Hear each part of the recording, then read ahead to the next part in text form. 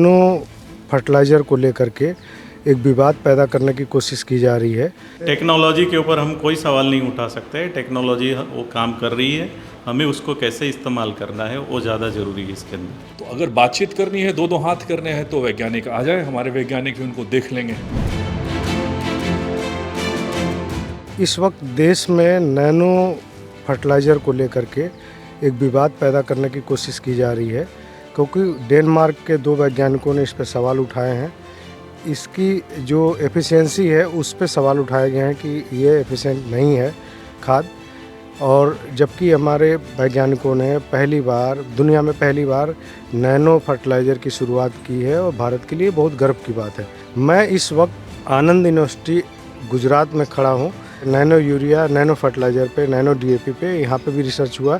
जो इफ़को ने टेस्टिंग करवाए हैं वो उसमें से एक सेंटर ये भी था जहाँ पे नैनो का बड़ा रिसर्च हुआ कि नैनो की एफिशिएंसी क्या है, नैनो कारगर है या नहीं है।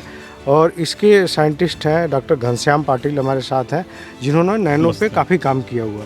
तो डॉक्टर साहब, मैं ये जानना चाहूँगा कि जो डेनमार्क के वैज्ञानिकों ने सवाल उठाए हैं भारत पे कि ये टेक्नोलॉजी नहीं ठीक है, एफिशिएंट नहीं है, उस पर आप क्या कहना चाहेंगे? टेक्नोलॉजी के ऊपर हम कोई सवाल नहीं उठा सकते। टेक्नोलॉजी वो काम कर रही है, हमें उसको कैसे इस्तेमाल करना है वो ज़्यादा ज़रूरी है इसके अंदर।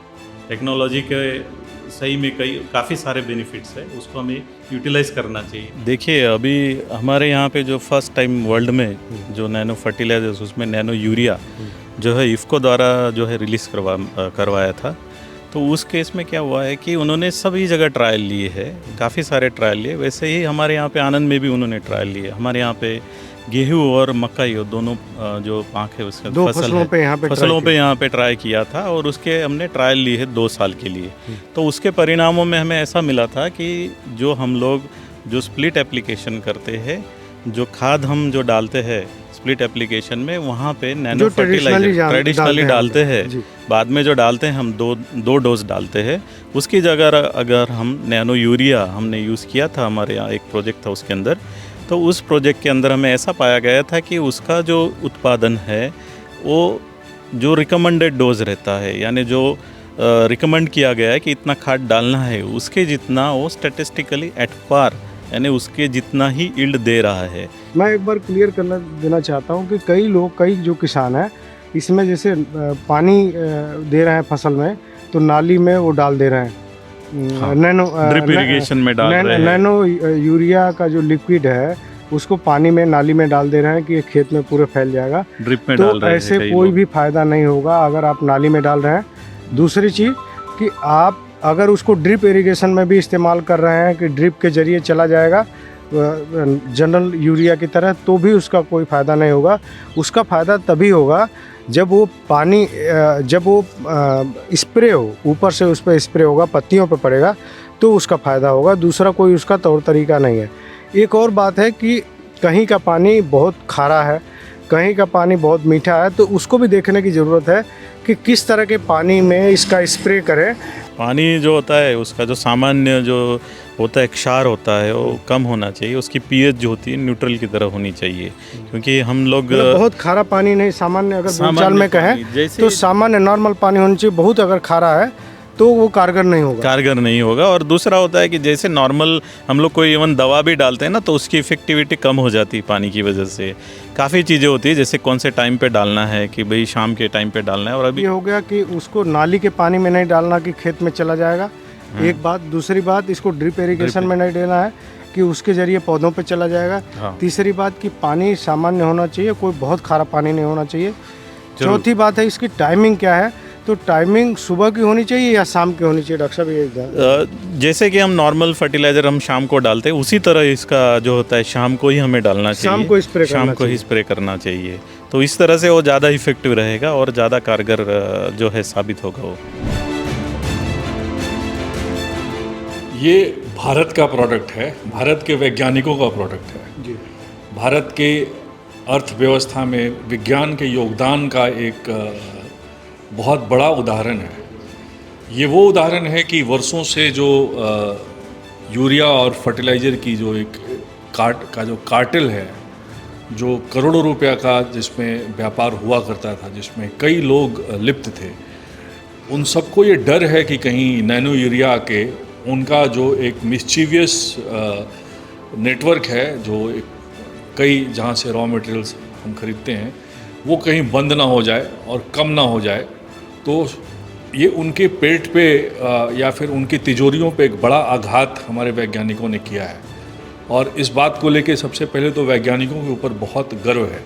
मैं भी रसायन शास्त्र का विद्यार्थी पूर्व में रहा हूँ और मुझे नैनो टेक्नोलॉजी और नैनो साइंस की जानकारी है।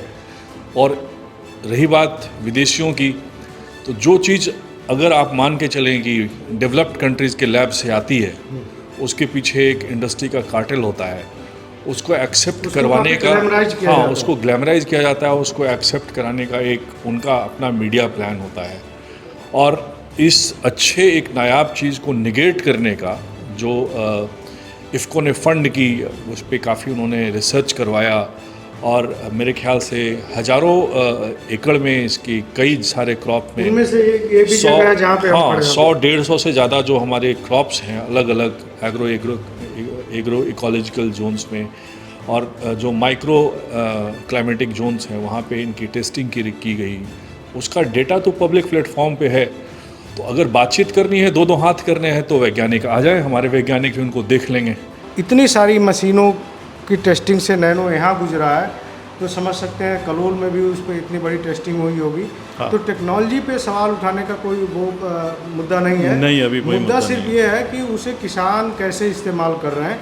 किसान अगर उसका स्प्रे कर रहे हैं, प्रॉपर टाइम से स्प्रे कर रहे हैं, अच्छे पानी में कर रहे हैं और ज़्यादा सेलाइन वाटर में नहीं कर रहे हैं, तो उसका मुझे लगता है कि ज़्यादा वो इफेक्टिव है। ज़रूर ये टेक्नोलॉजी के बारे में मेरी इवन जो वैज्ञानिक बंधु है या तो फिर जो हमारे फार्मर्स है, उनको मैं बताना चाहता हूँ कि भाई हमें ये टेक्नोलॉजी आई है, टेक्नोलॉजी का हम स्वीकार करें और टेक्नोलॉजी के अंदर जो भी काम हो रहा है, सवाल हो रहा है, फ्यूचर है, उसके ऊपर तो काम जारी रहेगा, लेकिन अभी जो है उसके ऊपर हमें कॉन्सेंट्रेट करना चाहिए, उसको हमें यूटिलाइज करने का ट्राई करना चाहिए, जिससे कि हम हमारे देश की प्रगति में हम लोग कुछ थोड़ा बहुत योगदान हम दे सके। जी डॉक्टर साहब, आपने नैनो के लैब में हमें भ्रमण कराया, इतने सारे मशीनों से रूबरू कराया, इसके लिए आपका बहुत बहुत धन्यवाद। और उम्मीद करता हूँ कि इन मशीनों में जो इतनी सारी मशीनों से गुजर के 2 साल तक टेस्टिंग हुई है और फील्ड में ट्रायल हुए हैं, उसके जो परिणाम हैं उस पर जनता भरोसा करेगी।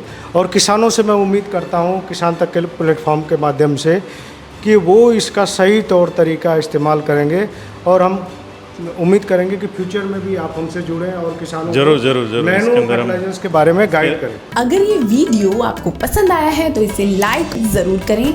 अगर चैनल अभी तक सब्सक्राइब नहीं किया है तो कर लें और नोटिफिकेशन पाने के लिए बेल आइकन भी दबा दें।